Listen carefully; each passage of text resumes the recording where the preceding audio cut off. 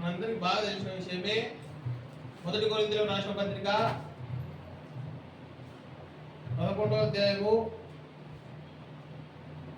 28వ వచనము 27 నుంచి 31 వరకు అందరూ మార్చి చదువు.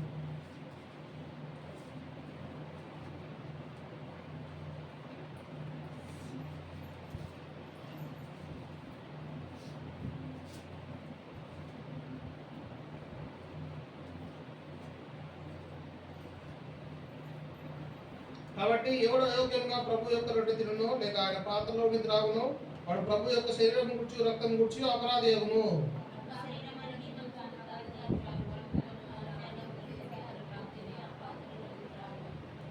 ప్రభు శరీరం అని వివేచింపక తిని త్రాగువాడు తన శిక్షావిధి కలుటకే తిని త్రాగుచున్నాడు.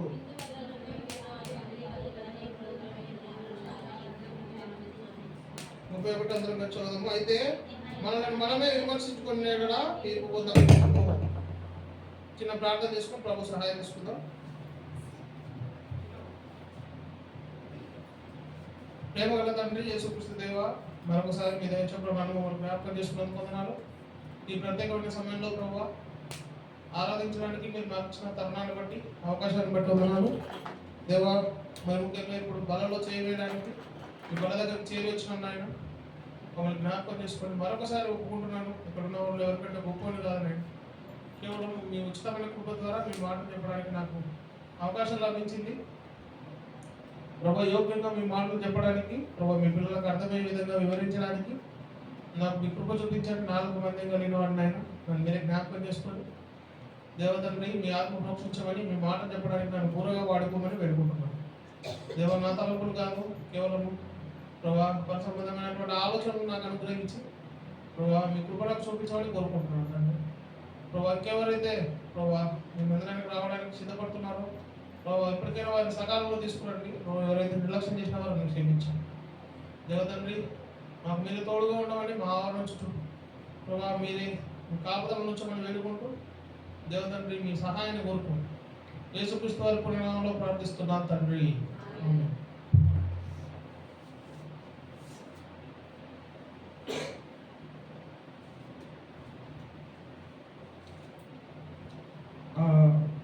కొరింథీయులకు రాసిన మొదటి పత్రిక 11వ అధ్యాయము 28వ వచనం. కాబట్టి ప్రతి మనుషుడు తనను తాను పరీక్షించుకునేవాళ్ళను అలాగూ చేసి ఆ రొట్టెను తిని అయితే మనిషి జీవితంలో మనం ఎన్నోసార్లు డిస్కస్ చేసుకున్నాం కదా. మనిషి జీవితంలో ఏం జరుగుతుందంటే తను తాను పరీక్ష చేసుకోవడం అనేటువంటిది చాలా తక్కువ ఉంటుంది. ఇతరులను పరీక్షించేది చాలా ఎక్కువ ఉంటుంది. మనం చూస్తూ ఉంటాం కదా. ఏదన్నా ఒక సందర్భం జరిగినప్పుడు వాడు ఎటువంటి వాడో వీడు ఎటువంటి వాడోనే మనం ఆలోచన చేస్తాం, కానీ మన జీవితంలో రేపు ఏం జరగబోతుందని మనం ఎప్పుడు ఆలోచన చేయం. సో ఈ సందర్భాన్ని పురస్కరించుకొని యేసు ప్రభు వారికి మన సంగతి బాగా తెలుసు కాబట్టి ఆయన ఏం చేసినాడంటే ప్రతి మనుషుడు తనను తాను పరీక్షించుకోవాలని చెప్పినాడు. మనం వారం ఈ వచనం చదువుతున్నాం కదా. వారం విన్నా సరే మనం ఎప్పుడైనా మనం పరీక్ష చేసుకుంటామా? ఏదన్నా చేయకూడని పని చేసినప్పుడు, లేకుంటే అనకూడని మాట అన్నప్పుడు, లేకుంటే మాట్లాడకూడని మాటలు మాట్లాడినప్పుడు, బూతులు కానీ తప్పులు కానీ ఏదైనా చేసినప్పుడు ఒక్కసారన్నా నన్ను నేను పరీక్షించుకోవాలి కదా, నేను ఇది చేయకూడదు కదా అని మనం అనుకుంటామా? ఎన్ని సంవత్సరాల నుంచి వచనం విన్నా సరే మనం పరీక్షించుకోవడం లేదు. అందుకే ప్రభు ఏం చేస్తున్నాడంటే మరీ ఈ వచనం మనం ఎందుకు గుర్తు చేసుకుంటామంటే ప్రతి మనుష్యుడు తనను తాను పరీక్షించుకోవడం మానేసినాడు. కాబట్టి దేవుడు కోరుకుంటున్నది ఏంటంటే నువ్వు పరీక్ష చేసుకో. నీ గత జీవితం అంతా ఎట్లుంది? యేసు ప్రభువుని నమ్ముకున్నా అని చెప్పుకున్నాం, రక్షింపమన్నా అని చెప్పుకుంటున్నాం. ఎవరన్నా అడిగితే ఎవరు బాబు నువ్వు అంటే నేను ఎప్పుడో విశ్వాసిని అని చెప్పుకుంటున్నాం. ఎప్పుడు రక్షింపబడినా అంటే 10 ఏళ్ళు అవుతుంది అని చెప్పుకుంటాం, లేదా 5 ఏళ్ళు అవుతుంది అని చెప్పుకుంటాం. రకరకాలైనటువంటి మన గురించి మనం ఐడెంటిటీ చెప్పుకోవడానికి ఇష్టపడతాం. కానీ నీ జీవితంలో నా జీవితంలో మనం పరీక్ష ఎట్లా చేసుకుంటున్నాం?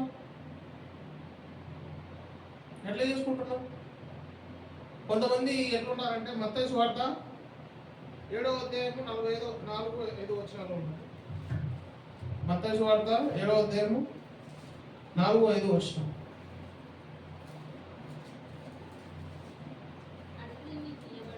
అడుగుడి మీకు ఇవ్వబడును, వెతుకుడి మీకు దొరుకును, తట్టుడి మీకు తీయబడును. కాదు, నీ కంటిలో దూరం ఉండగా నీవు నీ సహోదరుని చూచి చెప్పనేలా? వేషధారి, మొదట నీ కంటిలో ఉన్న దూరం తీసివేసుకోను.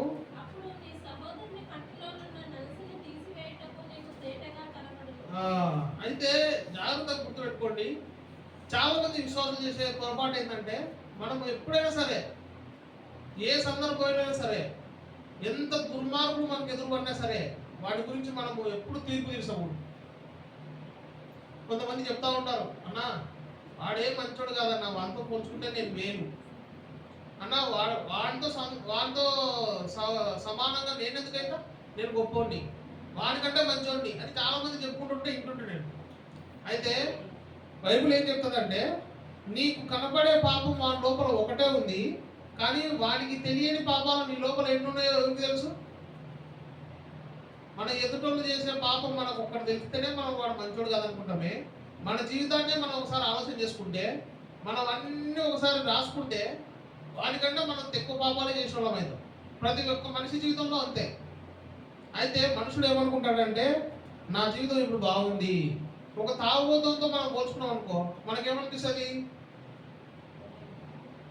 వాడు తాగి ఇక్కడ పడితే అక్కడ పడిపోతుంటాడు, వాడు తాగి బాధ పిల్లల్ని ఇబ్బంది పెడుతుంటాడు, వాడు తాగి ఇంట్లో ఉన్న సామాన్లను అమ్ముకుంటుంటాడు, నేను తాగుతలేను కాబట్టి నేను వాడికంటే మంచోడిని అని మనం పోల్చుకుంటే బాగుంటుందా?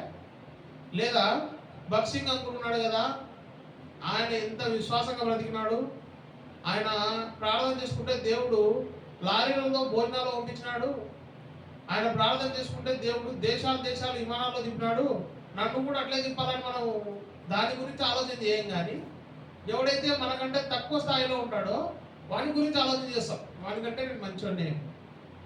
అందుకే ప్రభు అంటున్నాడు, నిన్ను నువ్వు పరీక్ష చేసుకో, వేరే వాళ్ళ గురించి నీకు అవసరం లేదు. ఎందుకంటే నీ కంట్లో ఉన్నటువంటి దూలం ఇంత పెద్ద ఉంటాయి కదా, దూలాలంటే అంత పెద్ద తప్పులు మన జీవితంలో ఉన్న మనం పట్టించుకోకుండా మనం ఎదుటిన్న జీవితాల గురించి ఎక్కువ ఇంట్రెస్ట్ పెడతా ఉంటాం.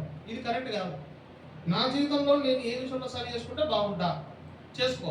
నీ జీవితంలో నీ మట్టుకు నీవు ఎప్పుడైతే జాగ్రత్తగా ఉంటావో అప్పుడు నువ్వు దేవుడి సన్నిధిలో ధైర్యంగా కూర్చోగలుగుతావు, ధైర్యంగా నిలబడగలుగుతావు.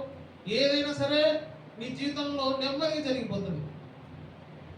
బయటికి మాత్రం మనం విశ్వాసంగా కనపడి లోపల మనకు తెలిసినటువంటి పాపాలని చేసుకుంటూ పోతా ఉన్నాం అనుకో, మనకు బంధనానికి రావాలంటే భయం అవుతుంటుంది, నెమ్మది ఉంటుంది, నిద్ర వస్తుంటుంది. అక్కడనో ఏదో ఒకటి చేసుకుంటే టైంపాస్ చేసుకుంటూ ఒక గంట సేపు కళ్ళు మూసుకొని కూర్చుంటే తొందరగా అయిపోతుంది, ఎప్పుడెప్పుడు పోదామా అన్నట్టు అనిపిస్తుంది.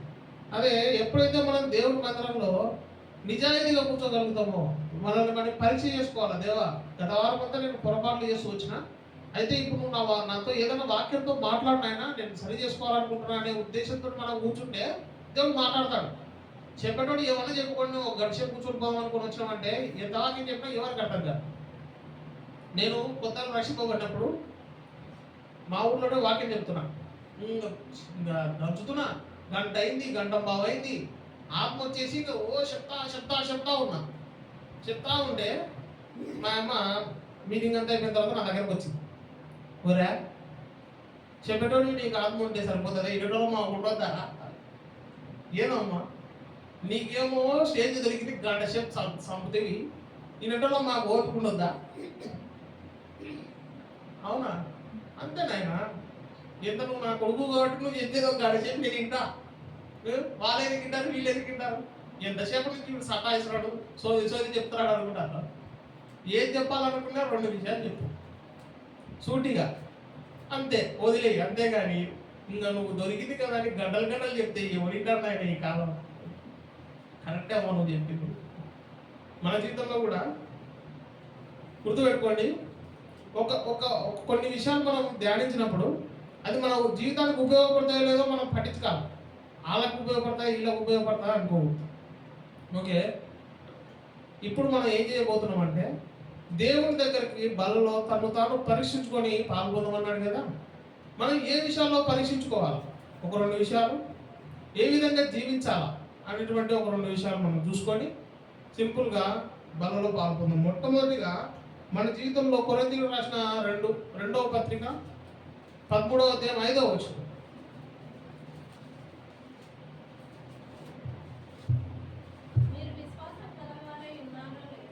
మీరు విశ్వాసం గలవారై ఉన్నారో లేదో చాలక్క. మొట్టమొదటిగా నీ జీవితంలో నా జీవితంలో మనకు ఉండాల్సింది ఏందయ్యా అంటే అసలైనది విశ్వాసం. అదే ఉండదు ఫస్ట్. అవునా అవునా? అయితే విశ్వాసిగా చెప్పుకుంటున్నటువంటి మన పేరే విశ్వాసులు. ఎన్ని సంవత్సరాలు విశ్వాసి అంటే మనం అన్ని సంవత్సరాలు చెప్పుకుంటాం కదా. విశ్వాసిగా నువ్వు మారిన తర్వాత నీ జీవితంలో ఏ విషయాల్లో మార్పు వచ్చింది?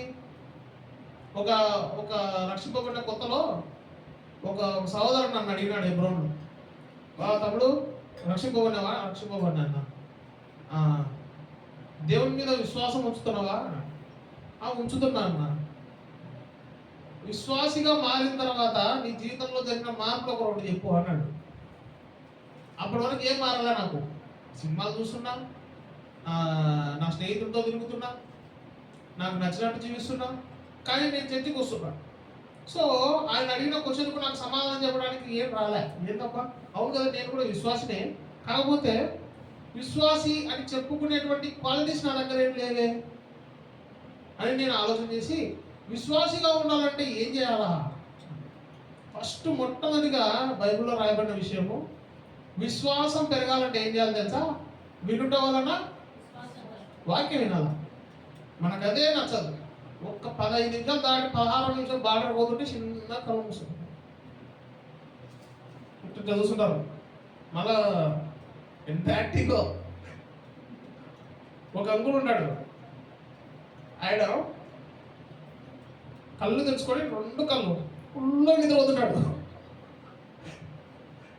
నేను ఒకరోజు ఆయన ఇట్లా తెలుసుకుని కళ్ళు రెప్పలు కూడా ఏమున్నాడు చూస్తుంటే వాడిపోయి ఎంత బాగా జాగ్రత్తగా వాక్యం వింటున్నాడు. అబ్బా ఎంత మంచి విశ్వాసి నా అనుకున్నా.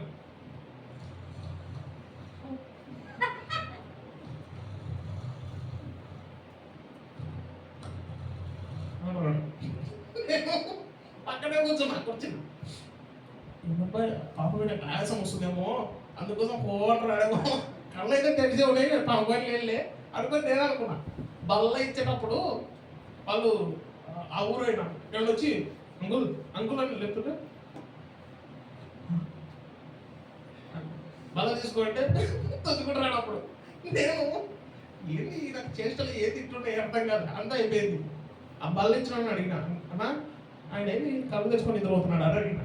అవును కదా, ఫుల్గా నిద్రపోతాడు. ఎప్పుడైతే పాటలు స్టార్ట్ అయినాడో మొదలు పెట్టుకుంటాడు, కూర్చొని కూర్చుంటాడు, ఇల్లుగా పడుకుంటాడు. కరెక్ట్ బల్ల ఇచ్చిన ఆయన లేపేంత వరకు లేడు. ఇదొక టాలెంట్ మన జీవితంలో.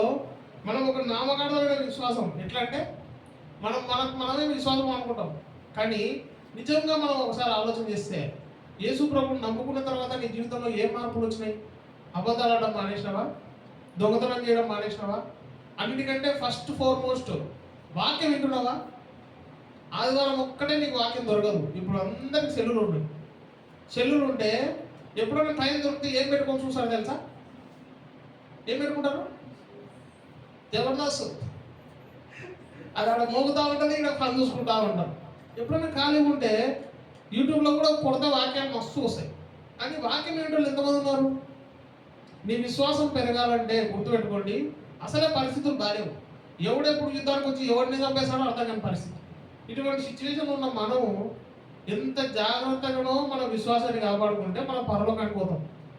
ఏ పరలోకానికి పోతాం? లేకుంటే టైం పాస్కి వచ్చినా అనుకుంటే వదిలేయట్లే. కానీ పరలోకం కావాలనుకుంటే విశ్వాసాన్ని కాపాడుకోవాలి. విశ్వాసాన్ని కాపాడుకోవాలనుకుంటే వాక్యం వినాలా. వాక్యం ఎవరైతే జాగ్రత్తగా వింటారో వారే తమ విశ్వాసాన్ని కాపాడుకోగలుగుతారు. గుర్తుపెట్టుకోండి, ఈ జీవితంలో జేమ్స్ యాకోబు పత్రిక 2వ అధ్యాయంలో 26వ వచనంలో ఒక మాట ఉంటుంది. మనిషిగా ఉన్నటువంటి నీ జీవితంలో నీకు విశ్వాసం ఎంత ముఖ్యం అంటే,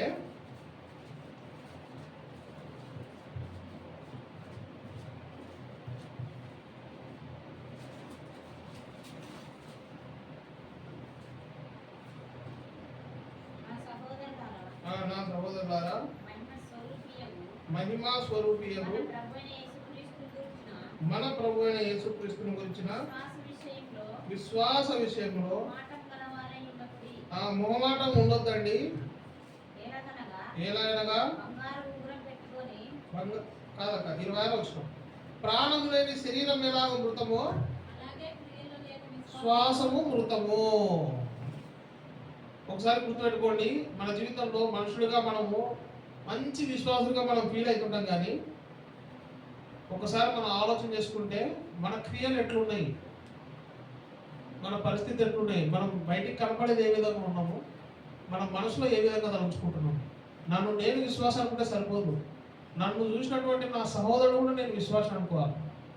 నన్ను నేను మంచోడు అనుకుంటే సరిపోదు, నన్ను చూసిన ఎదుటోడు కూడా నన్ను మంచోడు అనుకోవాలా. అప్పుడే మనం నిజమైన విశ్వాసంగా తయారవుతాం. ఓకే, మన జీవితంలో యేసు ప్రభువును నమ్ముకున్నటువంటి నువ్వు నేను పరీక్షించుకోవాల్సిన మొట్టమొదటి విషయం ఏంటంటే మనము విశ్వాసంతో ఉన్నామా లేదా. అయితే ఒక క్వశ్చన్ వస్తుంది, విశ్వాసము ఏం విశ్వాసం అన్నా, ఎన్ని శ్రమలు, ఎంత కష్టపడినా సరే 1 రూపాయి మిగలదు. ఎప్పుడు చూసినా ఏదో ఒక అనారోగ్యమే, ఎప్పుడు చూసినా ఇంట్లో గొడవలే, ఎప్పుడు చూసినా ఇంట్లో కష్టాలే, ఎంత చూసినా పాస్ కాకుండా, ఎంత చూసినా ఉద్యోగాలు రాకుంటున్నాయి, ఎంత చూసినా సరే, ఎంత మంచిగా ఉన్నా సరే ఏదో ఒక కష్టము అని మనుషుల జీవితంలో ఖచ్చితంగా ఒక క్వశ్చన్ వస్తుంది. దానికి ప్రభు ఏం చెప్తున్నాడంటే హెబ్రీయులకు రాసిన పత్రిక 12వ అధ్యాయం, హెబ్రీయులకు రాసిన పత్రిక 12వ అధ్యాయము 2వ వచనం, ప్రతి భారమును సులువుగా చిక్కులు పెట్టు పాపమును విడిచిపెట్టి విశ్వాసమునకు కర్తయు దాన్ని కొనసాగించువాడునైన యేసు వైపు చూచుచు మన ఎదుట ఉంచబడిన పందెంలో ఓపిక ఉండాలా. మనం వెంటనే దీపం పెడితేనే మొత్తం అన్ని మారిపోవాలనుకోకూడదు, మందిరానికి వచ్చినాక జీవితం అంతా మారిపోవాలనుకోకూడదు. మనము ఓపికతో ప్రభు దగ్గరికి రావాలా, ఓపికతో పరిగెత్తాలా, ఓపికతో చూస్తుండాలా. ప్రభువా, నా జీవితంలో ఈ శ్రమలు, విశ్వాసం నేను కోల్పోవడానికి కారణం ఈ శోధన, నేను విశ్వాసంగా ఉండకుండా ఉండడానికి కారణం ఈ శోధన, వీటిని నేను ఎంత తప్పించుకోమని నాకు తెలియదు. ఆయన నువ్వు ప్రభు దగ్గరికి వచ్చి ప్రార్థన చేసుకుంటే ఆయన నీకు నిజమైన విశ్వాసం కలిగిస్తాడు, నీ జీవితంలో అద్భుతాలు చేస్తాడు. మేము మొన్న విజయవాడలో మీటింగ్ పెట్టుకుంటే మధ్యాహ్నం భోజనం అందరికి పెట్టినాము, నైట్ భోజనం చేయాలా. ఆ సేవకురాలు నాకేం విషయం చెప్పాలి. మీటింగ్ అంతా జరిగిపోయింది, అందరం కూర్చున్నాము. సాయంత్రము 6 గంటలకు నాకు గుర్తొచ్చి నేను పోయినా, అక్క తినడానికి ఏముంది అక్క అని అడిగిన. నైట్ అందరం ఉన్నాం కదా, మనం ఏం తిందాము అని సేవకురాలు అడిగితే, అక్క అయ్యా బియ్యం ఉన్నాయి, కూరగాయలు ఉన్నాయి, ఇంకా సాంబార్ చేసుకున్నాం లేయా. ఎందుకు లెక్క, పిల్లలు తక్కువ మంది ఉన్నారు కదా, నేను చికెన్ ఏదో ఒకటి తీసుకొని వస్తాను, అందరికి చేద్దామని చెప్పాను. అవునా, సరేలే అయితే ఒక 10 నిమిషాలు ఆగు అని చెప్పి ఆమె ఏదో సందర్భంలో వెళ్ళిపోయిన తర్వాత ఆమె అనుకోయిందంట, ప్రభువా నీ చిత్తమైతే ఈరోజు నా పిల్లలకు నేను మంచి భోజనం పెట్టాలా, నువ్వే దయచేయని ప్రార్థన చేసుకుంటే ఒక చిన్నది మినీ వ్యాన్ బరవలో వ్యాన్ ఉంటుంది అని తెలుసు కదా మీకు, అది బరవలు ఎక్కించుకోబోతున్నారు. అటువంటి వ్యాన్లో ఇంత పెద్ద అండం బిర్యానీ, చికెన్ కర్రీ, చికెన్ కూర, ఆ తర్వాత స్వీటు అవి ఒక 4 రకాల ఐటమ్స్ తీసుకొని వచ్చి వాళ్ళు నిలబడ్డారు మందిరం ఎదురుగా. వచ్చి పిలిచినారంట. పిలిస్తే ఎవరు అమ్మ మా దగ్గర భోజనం ఉంది, మీటింగ్ పెట్టుకోండి, ఫంక్షన్ పెట్టుకోండి చర్చిలో, పెళ్ళిలో, సారీ పెళ్ళి అంటే భోజనం కదా, పెళ్ళి పెట్టుకోండి, ఇట్లా మిగిలినవి తీసుకుంటారా అని అడిగినారంట.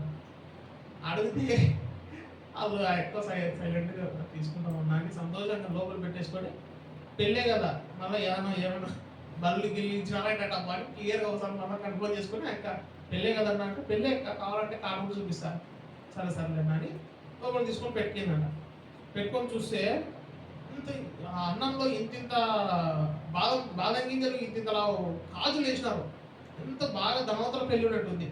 నేను మళ్ళీ పోయిన ఒక అర్థం తర్వాత, అక్క ఏమైంది అక్క, చికెన్ తీసుకొస్తున్నా, లేదు నీకు చికెన్ ఇష్టం లేదంటే మటన్ చేస్తా అంటే, అన్న తమ్ముడు ఇట్రా ఒకసారి అని చెప్పి అది అన్న తెచ్చి చూపిస్తే ఎప్పుడు చేసినావు అక్క ఇంతోడు, నేను చేయలేను. ఎవరు చేసినాడు? దేవుడు చేసినాడు.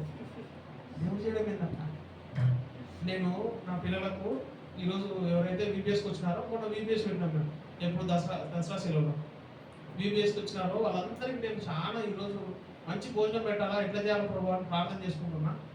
ప్రభు ఎవరో పెళ్లిలో వాళ్ళతో మాట్లాడి ఈ మందిరం బోర్డు మనది కనపడితే మన మందిరం బోర్డు కాడికి వచ్చి వాళ్ళు మనకు అమ్మ భోజనం తీసుకుంటారని అడిగి మరీ ఇచ్చిపోయినారు. ఆయన నాకు వాళ్ళకంటే ఎక్కువ నేను ఆశ్చర్యపోతున్నా.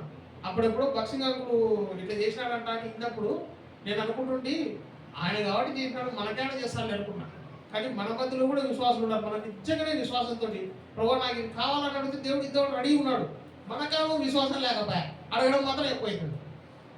అడగమంటే ప్రార్థనతో కూర్చొని అడుగుతాం, కొంచెం విశ్వాసం చూపిరాడు అంటే చూపిలేదు. నేను చూసిన కల్లారా మీ జీవితంలో కూడా నా జీవితంలో కూడా మనం నిజంగా ప్రభు ఏదైనా చేయగలుగుతాడనే నమ్మకంతో ప్రభు ఇది జరగాల, ఇది కావాలని కోరుకుంటే దేవుడు చేద్దామని సిద్ధంగా ఉంటాడు. ఏం చేస్తాడంట, దినవేళ చేతులు దాపి ఇలా ఉన్నాడంట, మనమేమో దగ్గర పోవు. ఇదే ప్రాబ్లం. అయితే గుర్తుపెట్టుకోండి, బల్ల దగ్గరకు వచ్చిన మనము ఏదో ఆనకూరగా ఏమోలే అందరు తీసుకుంటారు, మనం కొంచెం రొట్టె తీసుకొని తిని ఏమైతే అనుకొని తింటే దానివల్ల మీకు ఏం రాదు, నాకేం రాదు, మనకేం రాదు. మనం ఎప్పుడైతే ప్రభువా ఇదిగో నా జీవితంలో నేను నీతో విశ్వాసం ఉండలేకపోతున్నాయా, నా జీవితంలో ఈ పొరపాటు నన్ను అర్థం చేసుకుంది, మనుషుల కోసమో లేకుంటే ప్రేమ కోసమో లేకుంటే ఏదో శరీర సంబంధమైన వాటి కోసం మనం దేవునికి విశ్వాసం ఉండలేకపోతే అది మన తప్పే, దేవుని తప్పు కాదు.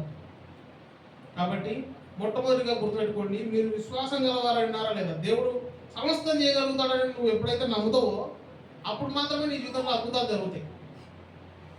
మన జీవితంలో నమ్మకం లేనప్పుడు నమ్మని వాడికి ఏం సాధ్యం కాదు, నమ్మువానికి సమస్తము సాధ్యం. నమ్మువానికి సమస్తం సాధ్యం అంటే నమ్మకపోతే ఏం సాధ్యం కాదని అర్థం. కాబట్టి మీ జీవితంలో నా జీవితంలో మనం ఎటువంటి విశ్వాసం కలిగిన వాళ్ళం, నిజమైన విశ్వాసం కలిగిన వాళ్ళమా లేకుంటే అరకొర విశ్వాసంతో బతుకుతున్నామా? అయితే దేవుడు కోరుకుంటున్నాడు, ఇప్పుడే బల దగ్గరకు వచ్చి పరీక్ష చేసుకుంటావు. నా జీవితంలో విశ్వాసం లేకుండా బ్రతుకుతున్నా, నువ్వు చేసే అద్భుతాలు నేను నమ్మలేకపోతున్నా, నన్ను కరుణించు ప్రభు నువ్వు ప్రార్థన చేసుకుంటే ప్రభు నీకు విశ్వాసాన్ని ఇవ్వాలని కోరుకుంటాడు. లేదంటే నువ్వు దూరం ఉంటే ఆయన దూరంగానే ఉంటాడు. ఇదే ఇంకా చిన్న విషయం. సో మొట్టమొదటిగా విశ్వాస విషయంలో నువ్వు ఎట్లున్నావో పరీక్ష చేసుకో. రెండోదిగా జేమ్స్ యాకోబు పత్రిక 3వ అధ్యాయం 10వ వచనం.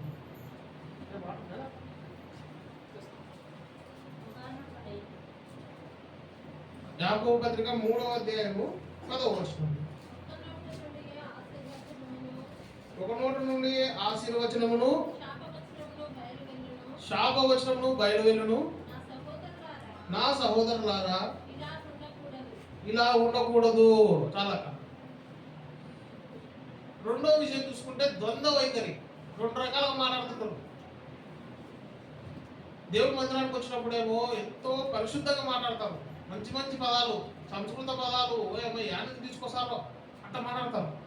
బయటికి పోతే తిడతారయ్యా, ఇంకా తిట్లు బూతులు మాటలు మామూలు ఉండవు. మొన్న 31st నైట్ నేను ఊరు పరిచయకి వెళ్ళాను. పరిచయకి వెళ్తే ఆ సంఘ పెద్ద ఒక ఆయన ఉన్నాడు. ఆయన నేను పోయిన తర్వాత వాక్యం చెప్పిన తర్వాత నా దగ్గరకు వచ్చినాడు. బ్రదర్ చాలా బాగా చెప్పినావు, కొంచెం చిన్న చిన్న విషయాల్లో కొంచెం సరి చేసుకొని కొంచెం బాగా చెప్తే బాగుంటుంది, నువ్వు ఒక రకంగా చెప్తున్నావులే, ఏమంత తక్కువ లేదు, బాగుంది అని చెప్తున్నాడు. నేను ఆయన్నే అడగలే, నేను చెప్తున్నాను. ఆయనే వచ్చి చెప్తున్నాడు. అవునా అనుకో, సరే చిన్న వయసులే ఇది, బాగా చెప్పడం నేర్చుకున్నావు అంటే బాగా చెప్తావులే. అవునా సరే. మావాడు కూడా అంతే, బాగా చెప్తాడు వాక్యం, ఉద్యోగం చేస్తున్నాడు హైదరాబాద్లో. అవునా అనుకో, సరే అంత అయిపోయిన తర్వాత మందిరం కాడికి ఏమంటారు, మందిరము ఆ సరౌండింగ్స్ అందరికి వాళ్ళు ఎవరో డ్రైనేజ్ వదిలినారంట. డ్రైనేజ్ నీళ్ళు అంటే ఎక్కువైపోయి మందిరంలోకి చిట్లునే అంటారు. చిట్లుతో అలా నిలబడి కూర్చొని చిట్లు ఇచ్చిన వాళ్ళకి తిరుగుతున్నాడు. అయ్యా చెట్ల కన్నా మీకేమన్నా గుర్తుందా లేదా, మీరు అటంటోళ్ళు ఇటంటోళ్ళు, ఆ జాతి ఈ జాతి అని బడా తిరుగుతున్నాడు. తిరుగుతూ ఉంటే ఆయన ఆరాధన చేసినప్పుడు నేను నిన్న ఎట్లా చేస్తున్నాడో ఇంకా ఈయనంత ఆత్మీయులు లేనట్టే చేసినాడు. బయటికి పోతే అది కూడా మళ్ళీ విశ్వాసులంట వాళ్ళు కూడా. వాళ్ళు వేరే చచ్చిపోతారంట. వాళ్ళ కాడికి పోయి వాళ్ళని ఎట్లా అంటే ఇట్లా మాట్లాడుతున్నాడు. మాట్లాడితే నాకు దొరికింది సంఘం. దొరికిన ముసలాడానికి పైన అంకుల్ చెప్పిన ఆయన ఒక వచ్చిన చెప్తా చదువు అంకుల్ చెప్పిన ఆయన ఇది చెప్పించిన. ఒక నోట నుండియే ఆశీర్వచనం, ఒక నోట నుండియే బూతులు. ఇది మనిషికి తగ్గుతుందా విశ్వాసం అని అడిగిన. అటు దేవుడు నాయన మనం ఇప్పుడు నువ్వు చేసింది ఏంటి అటనవు నేను వాళ్ళ నీళ్ళు ఇస్తే ఎట్లా వేసుకున్నావు, తిడితేనే ఓడ్చుకున్నా, కొడితే ఓడ్చుకున్నా, ఉమ్మిచ్చే ఓడ్చుకున్నా, బల్లతో పొడిస్తే ఓడ్చుకున్నా. ఇవన్నీ చిన్నప్పటి నుంచి నేను నువ్వు పేరు నుంచి తెచ్చుకొస్తున్నావు. వాడు ఇంత నీళ్ళు ఇంత చిమ్మితే ఓడకలాడుకుంటే నువ్వు ఏం విశ్వాసవి? నీ విశ్వాసం ఏంటి? నువ్వు ఏంటి? ఎందుకు ఇంత దొందవైఖరి? మనం ఏం చేస్తామంటే నోటితో మాట్లాడమంటే 100 నీతులు చెప్తాం గంటలు. ఏదైనా చేయాల్సిన సందర్భం, చిన్న సందర్భం వచ్చిందంటే మన జీవితంలో మనం ఏదైనా చేయాలంటే అస్సలు ఒప్పుకోం. అదే నాకే పని ఉంది అంటాం. ఇదే దేవుడు వద్దనుకుంటున్నాడు. దేవుడికి ఏం కావాలంటే ద్వంద్వైఖరి వద్దు. నువ్వు మెచ్చగానైనా ఉండు, చల్లగానే ఉండు. నువ్వెచ్చు ఉండొద్దు. నువ్వెచ్చుకుంటే ఏం చేస్తాడంట? నోటి నుంచి ఉమ్మేస్తాడంట. అంటే గుర్తుపెట్టుకోండి, మనము మందిరానికి వచ్చి ఎంత నటించినా వేస్టే. బల్ల తీసుకోవడానికి ఎంత నీతి ఉన్నట్టు అందరి ముందు చూపించుకున్నా వేస్టే. మన మనసు బాగాలేనప్పుడు గుర్తుపెట్టుకోండి, మనం ఎన్ని నీతి కార్యాలు చేసినా వేస్టే. మనసు బాగాలేనోడు ఎన్ని మంచి మాటలు చెప్పినా సరే అది వాడికే ఉపయోగపడవు. అయితే దేవుడు ఏం కోరుకుంటాడంటే 1 యోహాను పత్రిక 1వ అధ్యాయం 8వ వచనం. 1 యోహాను పత్రిక 1వ అధ్యాయం 8వ వచనం. మనం పాపం లేని వాళ్ళం అని చెప్పుకుంటే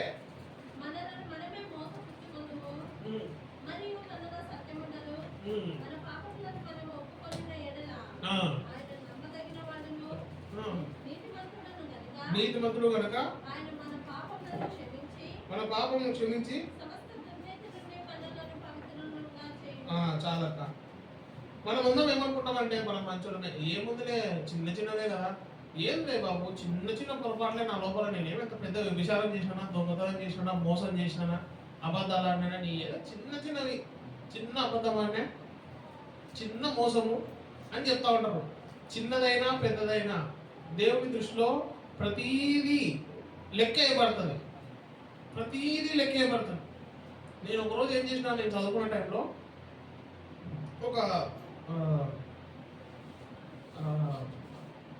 ప్రజెంటేషన్, అంటే మీకు మేము ఇలా ప్రొజెక్టర్ చూపిస్తాం కదా, మా చదువుల్లో కూడా మేము ఏం చదువుకున్నాము, ఏం నేర్చుకున్నాం అనేది వాళ్ళకు మొత్తం మీద స్క్రీన్ వేసి చూపించాలి. టీవీ ప్రజెంటేషన్ అంటారు దాన్ని. అది నేను చేస్తూ ఉంటే ఆ ప్రజెంటేషన్ మొత్తంలో నేను అంత సొంతంగా తయారు చేయాల్సింది పోయి వేరే వాళ్ళ దగ్గర తీసుకొని మా సార్లు మోసం చేద్దాంలే అనుకొని తీసుకొని వచ్చి అది చూపిస్తున్నా. నేను చేసినట్టు చూపిస్తుంటే ఆయన ఏం పట్టుకున్నాడంటే ఆ మొత్తం దాంట్లో స్క్రీన్లో అక్కడ పైన ఎన్ అని రాసుంటే నా పేరు వినోద్ కుమార్ కదా, రాసేకిస్తే వి అని రాయాల, లేదా కుమార్ అంటే కే అని రాయాల, మా ఇంటి పేరు ఏ అని రాయాల. ఏ రాయాలా, వి రాయాలా, కే రాయాలా, ఎన్న ఎందుకు రాసినావు అని అడిగినాడు. నేను ఇంత బాగా చెప్తుంటే నేను చెప్పేది కాకుండా వాడు ఎన్ననే రాసిన చూస్తే ఏం సార్ ఇది చూడు సార్ అంటే అది ఎందుకు ఉంది అని అడిగినాడు. సార్ ఏముందో తీసుకొచ్చి నాకు చూపిస్తున్నాం అంతేనా, అది ఆ స్క్రీన్ అదంతా తయారు చేసుకుంటే నవీన్, అందుకే వాడు ఎన్నని పెట్టుకున్నాడు. మా సార్ అది చూసి నీ బతుకు ఎదురాడు, నీది నువ్వని చెప్పుకో, నీది చేయకపోతే సార్ ఇది నాది కాదు, కాకపోతే దీని గురించి చెప్తాను, నాది మళ్ళీ తయారు చేస్తాను చెప్పు, అంతేగాని ఏముందో నీదనంటే ఎప్పుడు నువ్వు. దొంగ జీవితం అంటే ఇదేగా ఒక మాటలు చెప్పాలంటే. నా జీవితంలో కూడా నేను కూడా అట్లా. కాకపోతే మనందరికీ ఒక సమయం వస్తుంది, ఇంట్లో ఒక రకంగా బయట ఒక రకంగా ఉండకుండా. బయట అయితే చాలా ప్రేమగా మాట్లాడతారు అందరితో, ఇంటికి వచ్చి పిల్లలు తిరుగుతుంటారు. బయట అయితే అందరితో మంచిగా ఉంటారు, ఇంటికి వస్తే కుటుంబంతో చక్కగా ఉండరు. ఎటువంటి వాళ్ళు చూస్తుంటాడు, ఎందుకు వీళ్ళు మందిరానికి వస్తేనేమో ఇంత ఆత్మీయంగా కనపడతారు, ఇంత ప్రేమగా మాట్లాడతారు, ఇంటికి వస్తే భార్య భర్తలతో కొట్లాడతారు, లేకుంటే కుటుంబం అత్తమామలతో గొడవలు ఉంటాయి, ఎక్కడ చూసినా సమాధానం ఉండదు. ఎందుకు వీళ్ళు అనుకుంటుంటే నాకు అప్పుడు అర్థమైన విషయం ఏంటంటే, మనం ఎప్పుడైతే ద్వంద్వ జీవితం స్టార్ట్ చేస్తామో మందిరంలో అందరికీ మనం మంచోళ్ళగా కనపడాలా, ఇంటికి వెళ్ళిన తర్వాత ఎవడన్నా అడగలే అనుకుంటాం. ఇది వద్దు. మనం ఎక్కడున్నా సరే దేవుడి పిల్లలుగా నిరూపించబడాలా. అప్పుడు మాత్రమే దేవుడు మనల్ని బట్టి సంతోషపడతాడు. లేదంటే మనం చేసేటువంటి పొరపాట్ల ద్వారా మనం దేవుడు చాలా దూరం అయిపోతాం. ఎప్పుడు మనం ఇవన్నీ మన పాపాలన్నీ చూడగలుగుతామంటే రండి కీర్తన గ్రంథం 92వ వచనంలో ఉంటుంది. మనం చేసే పాపాలన్నీ మనకి ఎప్పుడు కనపడతాయి?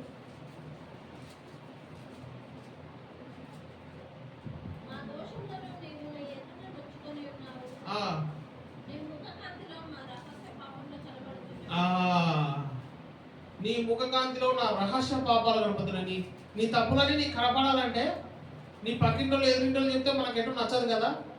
అయితే మనం ఏం చేయాలి తెలుసా? ఒకరోజు ఒక మంచి సమయం చూసుకొని మోకరించి ప్రభువా నా తప్పులు నాకు చూపించని అడగాల. అప్పుడు 1వ తరగతి నుంచి మొదలు పెట్టుకొని ఇప్పటి వరకు అన్ని చూపిస్తాడు. ఇప్పటి వరకు నీ జీవితంలో ఈ తప్పులు ఒప్పుకునేటువంటి ఒక పద్ధతిని నువ్వు పాటించకపోతే గుర్తుపెట్టుకో, బలలో చేయి వేయాలంటే బాప్తిజం తీసుకున్నప్పుడు ప్రతి ఒక్కరు వేయాల్సిందే రూల్ ఏం లేదు. ఎవడైతే తమ తప్పులు ఒప్పుకుంటాడో, ఎవరైతే తమ జీవితంలో పాపాన్ని తీసివేసుకొని ఉంటారో వాళ్ళు మాత్రమే బలలో చేయవేయడానికి అర్హులు. బాప్తిజము ఇంతకుముందు ఏం జరిగేదంటే ఊకే మందిరాల దగ్గర ఒక 50 మందికి ఇచ్చినామని చెప్పుకోవడానికి, 30 మందికి ఇచ్చినామని చెప్పుకోవడానికి వచ్చినట్టు ముంచి పంపించినాడు. అది బాప్తిజం కాదు. అదేదో వాళ్ళ కోసం వాళ్ళు రాసుకోవడానికి, నెంబర్ పెంచుకోవడానికి చేసుకుంటారు. కానీ నిజమైన బాప్తిజం ఏందయ్యా, నిజమైన రక్షణ ఏందయ్యా అంటే యేసు ప్రభువుని రక్షకునిగా అంగీకరించి ఆయన దగ్గరకు వచ్చి నీ పాపాలు ఒప్పుకున్నప్పుడు మాత్రమే నువ్వు బలలో చేయడానికి యోగ్యమై అవుతావు. మనందరి జీవితంలో ఈ ద్వంద్వ వైఖరి ఉంటే ఒకరి ముందు ఒక రకంగా, ఇంట్లో ఒక రకంగా, బయట ఒక రకంగా, మందిరంలో ఒక రకంగా, మనం దేవుడిని మోసం చేయలేము. గుర్తుపెట్టుకున్నాం. నేను ఒకరోజు వాక్యం చెప్పుకుంటూ ఒక అబద్ధం చెప్పిన. నేనేమనుకున్నా, నేను చెప్పింది ఎక్కడ కాకినాడకి వెళ్ళి చెప్పిన. నేను కర్నూలు గురించి ఏదో చెప్పినాడే ఎవరికి తెలుస్తుంది అనుకున్నా. వాళ్ళు దాన్ని యూట్యూబ్లో పెట్టినారు. యూట్యూబ్లో పెడితే ఆ కాకినాడలో నేను చెప్పిన వాక్యాన్ని కర్నూలులో నేను ఏదైతే అబద్ధం చెప్తున్నా ఆ వ్యక్తి ఫోన్ చేసి ఆ వ్యక్తి విన్నాడు. నా స్కూల్లో ఒక సందర్భం జరిగితే నేను చెప్పిన ఏంటంటే స్కూల్లో ఒకతను నన్ను కొట్టినాడు అని చెప్పిన. వాడు నన్ను కొట్టలే, నేనే వాడిని కొట్టినా. నన్ను వాడే కొట్టాడని చెప్పిన. ఎందుకంటే ఎవరు తెలుస్తుంది లేకపోతే. తర్వాత ఏం జరిగింది, ఆ వాక్యం కొట్టినా అని చెప్పినాడు, విన్నాడు. మొన్న ఫోన్ చెప్పాను, యాడవరా ఎవరా చెప్పురా, నేనెప్పుడు కొట్టారా నిన్ను, ఏమిరా నేనెప్పుడు కొట్టారా నిన్ను అన్నాడు. నువ్వు నన్ను కొట్టావని నేనెవరు చెప్తానా, నువ్వు వాక్యం చెప్పుడు చెప్తలేవా? ఎక్కడెక్కడి నుంచి ఆ కాకినాడ ఎక్కడ, ఈ కర్నూలు ఎక్కడ, 600 కిలోమీటర్ల దూరంలో వాడేవాడు యూట్యూబ్లో పెడితే ఎవడో సూర్యుడు అయితే నన్ను అడగలేదు. మనము ఎంత నటించాలో కూడా అంత దొరికిపోతాం. యేసుప్రభు అసలు ఇచ్చిపోయాడు, ఖచ్చితంగా రాసిపెట్టింటాడు ఎక్కడెక్కడ ఇది దొరికిందామా అని. కాబట్టి ఈ ద్వంద్వ జీవితం నీ లోపల ఉంటే కరెక్ట్గా ఇప్పుడే సరి చేసుకో. ప్రభు నా జీవితంలో నేను 2 రకాలుగా ప్రవర్తిస్తున్నా, ఈ ప్రవర్తన నా నుంచి తీసే ప్రభు అని. మూడోదిగా రండి సామెతల గ్రంథము 4వ అధ్యాయం 23వ వచనం.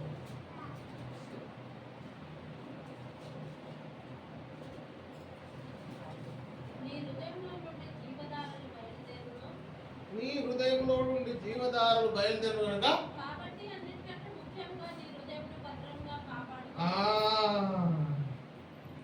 మూడోదిగా మన మనసును జాగ్రత్తగా కాపాడుకోవాలి. మన మనసు ఏమంటదంటే ఏం తినాలా, ఏం తాగాలా, ఏంది పరిస్థితి, మాట్లాడతాం మందిరం అంటాం. ఇంత మటన్ తీసుకొని ప్రశాంతంగా తిని 12 లోపు అనుకుంటే బాగుంటుంది అనిపిస్తుంది. మన మనసు ఏం చెప్తుందంటే ఏం దేవుడులే, ఇంకా కొంచెం రెస్ట్ తీసుకోలే, వారం అంతా పని చేసినావు కదా, ఇది ఒక్కరోజు నీకు దొరికేది. వాళ్ళు 10 గంటల పోతే 1 గంట వరకు దొరుకుతారు, ఎందుకు పోవాలని చెప్తారు.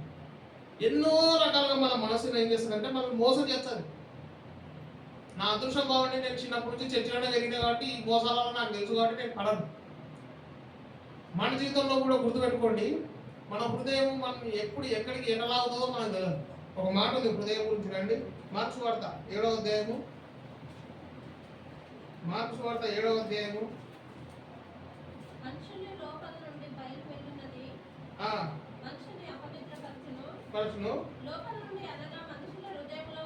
మనుషుల హృదయంలో నుండి దురాలోచనలు, జారత్వాలు, దొంగతనము, నరహత్యలు, వ్యభిచారము, లోపములను, చెడుతనమును, కృత్రిమమును, కామ వికారమును, మత్సరమును, దేవుని తిట్టే విషయము, అహంకారము, తెలివి లేకపోవడము అవన్నీ వస్తాయి.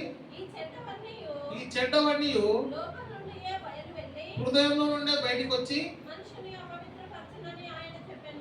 మనుషుని జీవితం ఎట్లుంటుందంటే తెలుసా? కామము, క్రోధము, మోహము, లోపము, మత్సరము, అవినీతి, దేవదూషణ, అహంభావము అని ఎన్ని పాపాలు కావాలంటే అన్ని పాపాలు చేస్తాడు. ఎందుకంటే హృదయం సరిగ్గా లేకపోతే. అదే హృదయము మనం ఎప్పుడైతే కట్టుకోగలుగుతామో, మన హృదయాన్ని మనం ఎప్పుడైతే కాపాడుకోగలుగుతామో అప్పుడు ఏమైపోతుంది తెలుసా? మన హృదయము దేవునికి నివాసముగా అయిపోతుంది. దేవుడు ఏం చేస్తున్నాడంట? హృదయం అనే తలుపు దగ్గరకు వచ్చి తడుతున్నాడంట. మనం ఏం చేస్తాము? ఇప్పుడు వద్దు రేపు రాకుంటాం, అంతేనా? మనం దేవునికి హృదయం ఇవ్వాలంటే ఇష్టపడం, కానీ లోకానికి, పాపానికి, సాయధానికి ఇవ్వాలంటే ఎంతో ఇష్టపడతాం. నేను మందిరంలో నాకు తెలిసిన ఒక వ్యక్తి ఏం చేసినాడంటే రక్షింపబడిన తర్వాత అతను నాతో మాట్లాడుతూ వచ్చినాడు, బ్రదర్ దేవుడు అందరిని ప్రేమించమన్నాడు కదా, ఆడడం పోవాలనా అడిగినాడు. అదేం క్వశ్చన్ రా? అదే అందరిని ప్రేమించమంటే ఏంటి అని అడిగినాడు. ఓలే నాయన, మీరు ఎంత మూర్ఖత్వంలో ఉన్నారంటే కొంతమందికి దేవుణ్ణి ప్రేమించడం అనే విషయం కూడా అర్థం కానటువంటి దరిద్రమైనటువంటి పరిస్థితిలో ఉన్నారు. కానీ దేవుడు ఏం కోరుకుంటున్నాడంటే నువ్వు ఆయన దగ్గరకు వచ్చి మొట్టమొదటిగా చేయాల్సిన విషయం ఏంటంటే నీ పాపం ఒప్పుకోవాలి. ఏ పాపము? కామ, క్రోధ, మదం, మత్సరంలో ఏ పాపం అయితే నువ్వు చేసినావో ఆ పాపాన్ని నువ్వు ఒప్పుకోవాలి. ఒప్పుకున్న తర్వాత ఏం చేయాలంటే దేవుడికి నీ హృదయంలో స్థలం ఇవ్వాలి. ప్రభువా, నా జీవితంలో నేను ఈ పొరపాటు చేస్తూ వచ్చినా నన్ను క్షమించు, నా జీవితంలో ఇటువంటి తప్పు చేస్తూ వచ్చినా నన్ను క్షమించు, ఇక నుంచి నేను నీతిగా జీవించాలనుకుంటున్నాను దేవుడిని అడగాల. అడిగిన తర్వాత నువ్వు చేయాల్సిన మంచి విషయం ఏం తెలుసా? పాపములు ఒప్పుకున్న తర్వాత వాటిని కప్పుకోకూడదు. సామెతలు ఉంటుంది కదండి, 28:13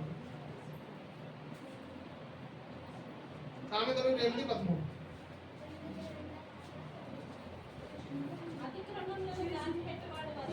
అతిక్రమం దాచిపెట్టువాడు వర్ధిల్లడు. ఎవరైతే తమ పాపాలు, దేవా నా జీవితంలో నేను ఈ పాపం చేస్తూ వచ్చిన, పోయిన వారం అంతా ఇట్లా బతుకుతూ వచ్చిన, పోయిన సంవత్సరం అంతా ఇట్లా చేస్తూ వచ్చిన, నిన్న ఇట్లా చేసిన, మొన్న ఇట్లా చేసిన, నన్ను క్షమించు. నేను బలలో చేయవేయాలంటే నాకు ఉండాల్సిన మొట్టమొదటి అర్హత నా పాపాలు క్షమింపబడమే, నా పాపాలు సరి చేసుకోవడమే. కాబట్టి నన్ను క్షమించు ప్రభువా అని నువ్వు ప్రభు దగ్గరికి వచ్చి అడిగినప్పుడు మాత్రమే నువ్వు బలలో చేయడానికి యోగ్యురాలుగా తయారవుతావు. లేకపోతే మనం బల్ల తీసుకున్నంత మాత్రం మనకి ఏదో ఆరోగ్యం రాదు, బల్ల తీసుకున్నంత మాత్రం మనకి ఏదో ఐశ్వర్యం వచ్చేది, బల్ల తీసుకున్నంత మాత్రం మనకి ఏదో గొప్పలం అయిపోవు. మనం ఎప్పుడైతే సరి చేసుకుని బల్ల తీసుకుంటాం అప్పుడే యోగ్యంగా చేసుకున్నట్టు, అప్పుడే మనం నిజమైనటువంటి బాప్తిసాన్ని ఆ సాక్ష్యం ఇచ్చిన వాళ్ళగా అవుతాం. కాబట్టి మనం ఇప్పుడు 3 విషయాలు చూసుకున్నాం. మొట్టమొదటిగా మన జీవితంలో మనకు ఎటువంటి విశ్వాసం ఉంది, నిజమైన విశ్వాసం కలిగి ఉన్నామా, లేకపోతే ప్రభు దగ్గరకు వచ్చి సరి చేసుకొని బల తీసుకున్నాం. రెండవదిగా మనం జీవితం ద్వంద్వ జీవితం ఉందా, లేకపోతే మనము నిజమైనటువంటి యథార్థమైనటువంటి జీవితం జీవిస్తున్నామా, ఆ విషయంలో మనం సరి చేసుకోవాలి. మూడవదిగా చివరిగా మన హృదయం ఎట్లుంది, మన హృదయం కాపాడుకుంటున్నామా, లేకుంటే ఎక్కడ దొరికితే అక్కడ మన హృదయాన్ని పారేసుకుంటున్నామా. ఈ 3 విషయాల్లో మనం సరి చేసుకొని ప్రభు దగ్గరకు వచ్చి ప్రభువా నా జీవితంలో వీటి విషయంలో నేను తప్పిపోయినా నన్ను క్షమించు ప్రభు అని అడిగితే ప్రభు నిన్ను సరి చేసి నీతిగా తీర్చడానికి సిద్ధంగా ఉన్నాడు. అందరూ మోకాళ్ళ మీదకి రండి. మనము ప్రభు బలలో పాల్పొందుదాము. ఎంతో గంభీరమైన సమయం ఇది. మన జీవితంలో ఎటువంటి పరిస్థితుల్లో మనం ఉన్నామో ఒకసారి ప్రభు దగ్గరకు వచ్చి మనం ఒప్పుకొని ప్రభువా నన్ను సరి చేయనైనా అని అడగాల్సిన సమయం ఇది.